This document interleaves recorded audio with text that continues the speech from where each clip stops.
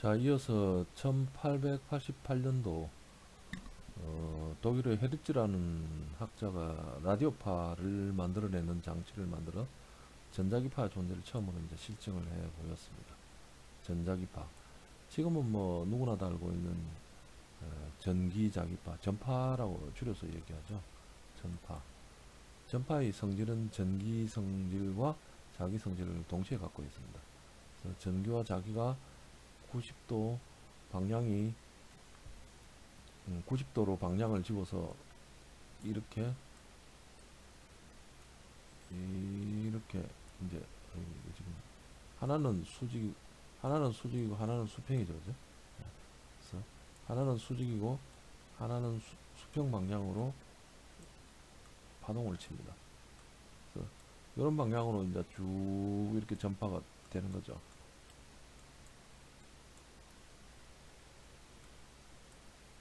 그래서 독일의 헤르츠라는 분이 전자기파 존재를 실제적으로 이제 보입니다. 헤르츠는 단위의 이름이기도 하죠. 주파수를 나타내는 단위의 이름이기도 합니다.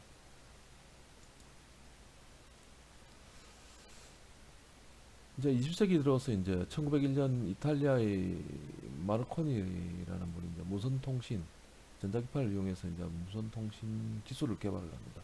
이태리의 기술자입니다.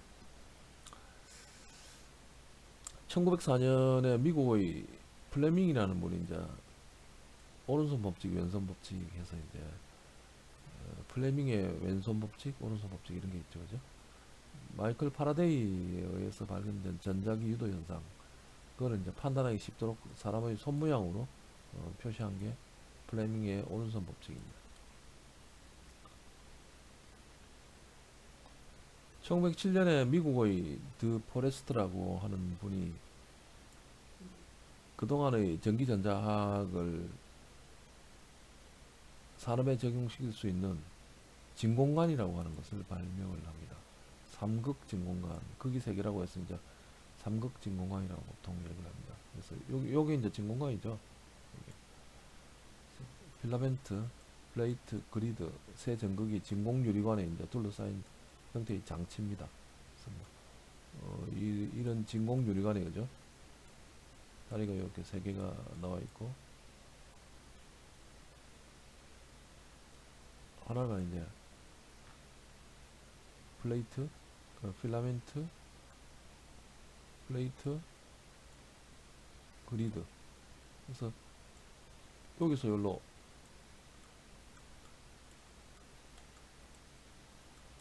플러스 마이너스 전류가 이렇게 흐르는데 이 그리드에 전압을 걸어서 조절을 하는 거죠.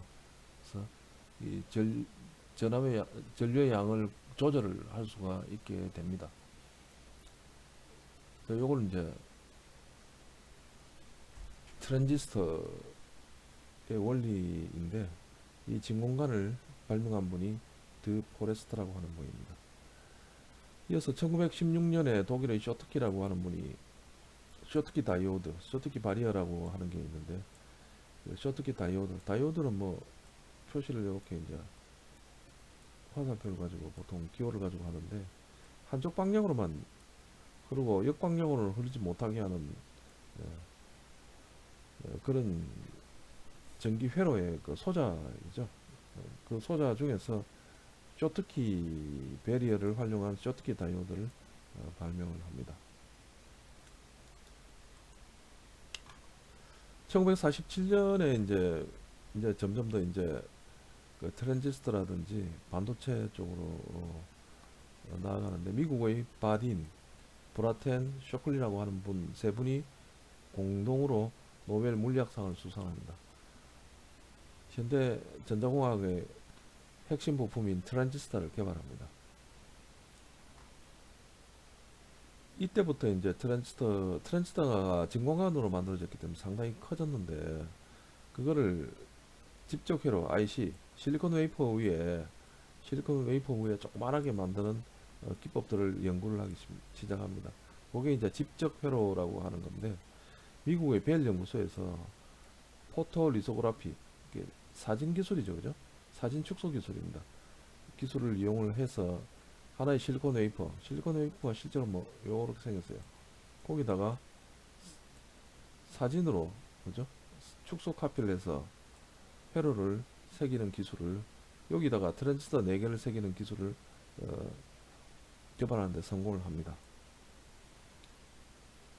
1971년쯤 되면 인텔에서, 그죠?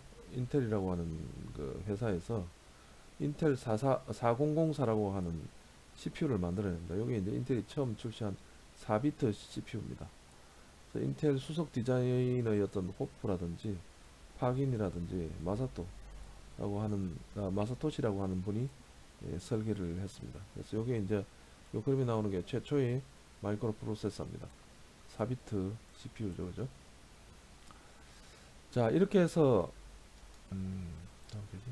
이렇게 해서 전체적으로 전기의 역사란 무엇인가를 좀 간략하게 알아봤습니다. 그래서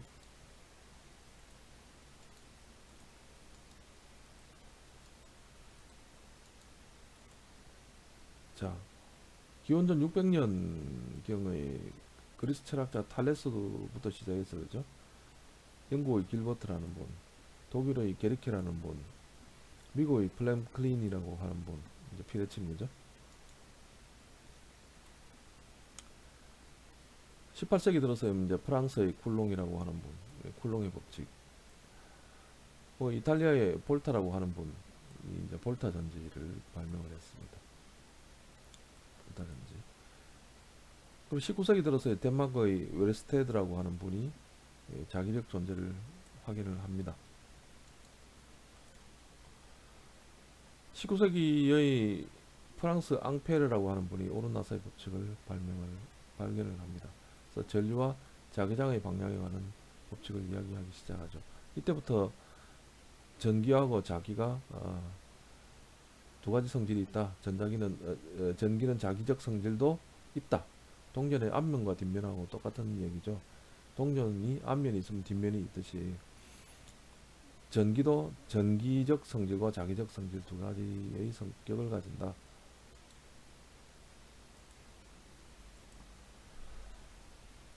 1827년 독일의 물리학자 오음이라고 하는 분이 오음의 법칙을 발견을 합니다. 그리고 영국의 패러데이라고 하는 분이 전자기장의 상호유도 현상을 설명을 합니다. 영국의 그 줄이라고 하는 분은 전기의 동력 문제를 연구를 하기도 했지만 기여도가 큰 건 에너지 보존 법칙의 확립에 기한 열과 일과의 관계를 연구를 한 거죠, 그죠? 열의 일당량이라는 실험을 진행을 했습니다.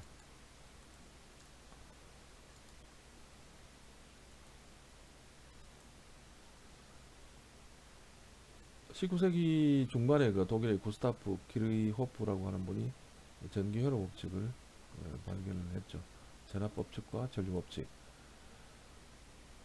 영국의 맥스웰이라고 하는 분이 그동안에 있었던 모든 전기 자기적 실험이라든지 이론들의 기초를 모아서 맥스웰 방정식이라고 하는 하나의 그 틀로 만들어냅니다. 이분은 뭐 수학 천재라고 일컬어지는데 아주 정교한 수학으로 그동안의 학문적 성과들을 수식으로 정리를 해서 나타냅니다. 19세기 말에 미국의 에디슨, 독일의 헤르츠 이런 분들은, 그죠? 그동안 있었던 학문적 연구 성과에 기반해서 전기를 일반에 활용하는데 많은 기여를 하죠. 그래서 가장 대표적인 게 영화, 추궁기 이런 것도 있지만은 전등입니다. 그래서 촛불에서 전기로 전환을 하게 됩니다. 그리고 이제 전자기파 존재로부터 라디오파를 만들어내는 장치를 발명하게 되죠.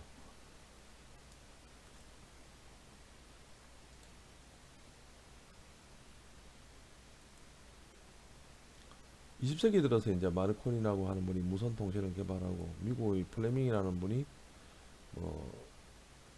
오른손 법칙 이런 것들을 재발견, 뭐라고 할까요? 알기 쉽게 표현을 했다고 할까요? 전자기후도 현상을 아주 쉽게 표현을 했습니다. 20세기 들어서 이제 미국의 드 포레스트라고 하는 분이 상극 진공관을 발명을 합니다. 이와 같은 상극 진공관. 여기 이제 나중에 이제 트랜지스터가 되죠, 그죠? 그리고 독일의 쇼트키라고 하는 분이 쇼트키 다이오드를 발명을 합니다.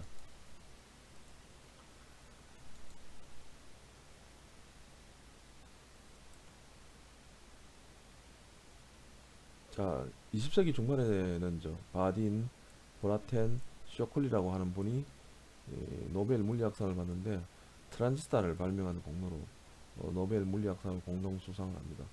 20세기 중반에는 이 기술들을 집적해서 하나의 회로로 만드는 집적회로 IC에 관한 연구가 활발히 진행이 됩니다. 미국의 벨 연구소에서 사진 시각 기술을 이용해서 실리콘 웨이퍼에 4개의 트란지스타를 조립하는 데 성공을 합니다. 8핀, 16핀 뭐 이런 반도체 소재가 있는데 우리나라도 삼성그룹에서 처음으로 반도체를 시작을 해서 그죠? 64D 램을 만들었던 게 8, 90년대 같습니다. 1971년 호프라는 디자이너가 인텔의 디자이너였는데 인텔 4004라고 하는 4비트 CPU를 만듦으로써 최초로 마이크로 프로세서를 만들어내게 됩니다. 이와 같이 전자기 역사가 현대 들어와서는 이제 반도체 역사로 점점 바뀌는 과정에 있죠.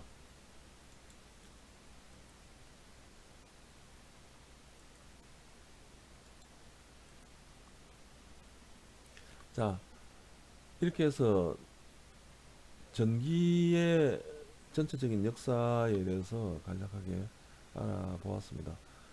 뭐 향후 전자기공학 개론을 진행을 하면서 지금 역사에 나왔던 여러분들의 여러 학자들의 이야기들을 다시 반복해서 자세히 설명을 하게 되는 기회가 있을 것입니다.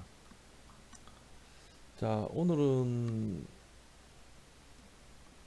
여기까지 수업을 하는 것으로 하겠습니다. 지금 전기 이제 다음 시간에는 이제 물질과 전기에 대해서 좀 더 자세히 설명을 하겠습니다.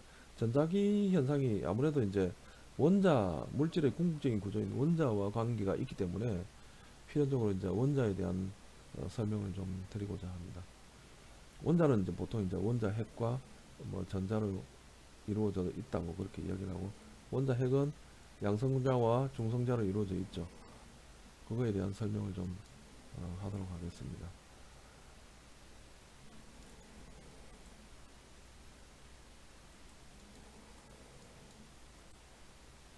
자, 이번 강의의 숙제입니다. 볼타라고 하는 분이 발명한 볼타 전지에 대해서 좀 더 문헌을 좀 조사를 하셔가지고 레포트를 제출해 주시기 바랍니다. 그 레포트 제출할 때는 다음과 같은 양식을 좀 사용을 하시기 바랍니다. 그래서 이제 요 과제물 제출일자 뭐 이렇게 이름 학번 뭐 이렇게 쓰시도록 하고 그 다음부터 내용을 기술하시면 되겠습니다.